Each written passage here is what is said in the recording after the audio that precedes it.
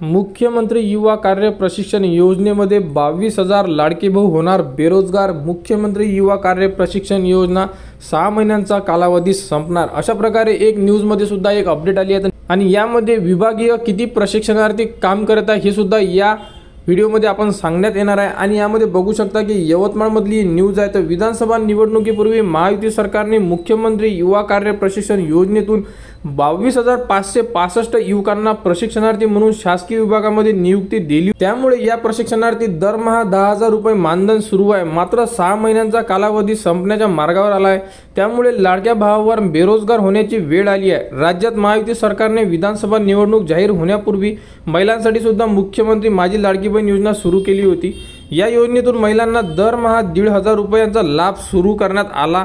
विरोधकांकडून बेरोजगारीचा मुद्दा उपस्थित करीत लाडक्या भावांनी काय असा सवाल करण्यात आला। सरकारने मुख्यमंत्री माझी लाडकी बहीण योजनेपाठोपाठ बेरोजगार युवकांसाठी मुख्यमंत्री युवा कार्य प्रशिक्षण योजना सुद्धा सुरू केली। तर शासनाने विविध विभागातील 2,67,662 रिक्त पदांवर प्रशिक्षणार्थी म्हणून निवड करण्याची ऑनलाईन ऑफलाईन अर्ज करण्याचे आवाहन केले होते। तर 6 महिने दरमहा 10,000 रुपये मानधन मिळणार असल्याचे 1,55,980 युवकांची पोर्टलवर नोंदणी केली। त्यापैकी 51,498 उमेदवारांची निवड करण्यात आली। प्रत्यक्षात 22,565 उमेदवार प्रशिक्षणार्थी म्हणून रुजू झाले। या प्रशिक्षणार्थींचा 6 महिन्याचा कालावधी फेब्रुवारीच्या पहिल्या आठवड्यात संपणार आहे।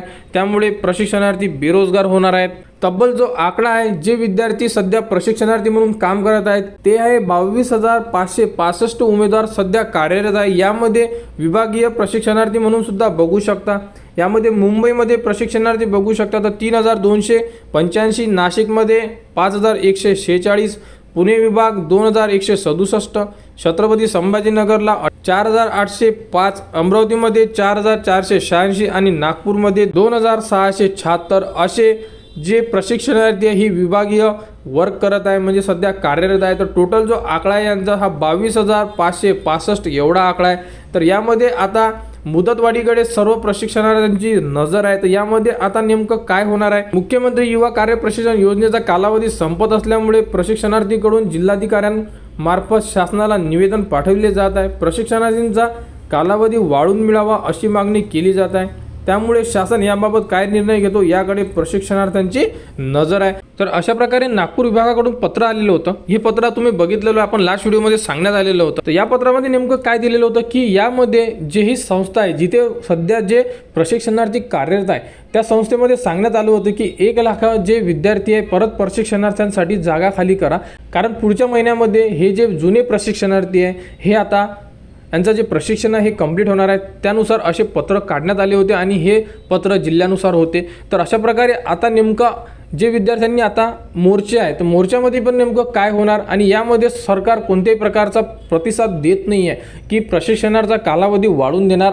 का, कारण आता पुढच्या महिन्यामध्ये नवीन नोंदणी सुद्धा सुरू होणार आहे। याबद्दलची सुद्धा अपडेट आलेली आहे, म्हणजे नवीन विद्यार्थी सुद्धा आता अर्ज करू शकणार आहे आणि त्यांना सुद्धा 6 महिन्यासाठी प्रशिक्षणार्थी म्हणून निवड करण्यात येणार आहे। आणि अशी सुद्धा अपडेट आलेली आहे, कारण कन्फर्म नाही सांगू शकत, कारण अपडेट आली आहे फक्त की जे विद्यार्थी आहे यांचा कालावधी वाढवून देऊ शकतात, म्हणजे ज्या पदावर आहे त्या पदावर त्यांना परत नियुक्ती देऊ शकतात नवीन विद्यार्थी म्हणून आणि 6 महिन्याचा परत त्यांना टाइम पिरियड मिळू शकतो। अशाबद्दलची अपडेट आलेली आहे। तर नेमकी प्रॉपर अपडेट गव्हर्नमेंट देत नाही आहे, तर अपडेट आल्यानंतर ती तुम्हाला आपल्या यूट्यूब चॅनलवर उपलब्ध करून देण्यात येणार आहे। त्यासाठी आपल्या चॅनलला सबस्क्राईब करा व हा व्हिडिओ इतरांपर्यंत शेअर करा।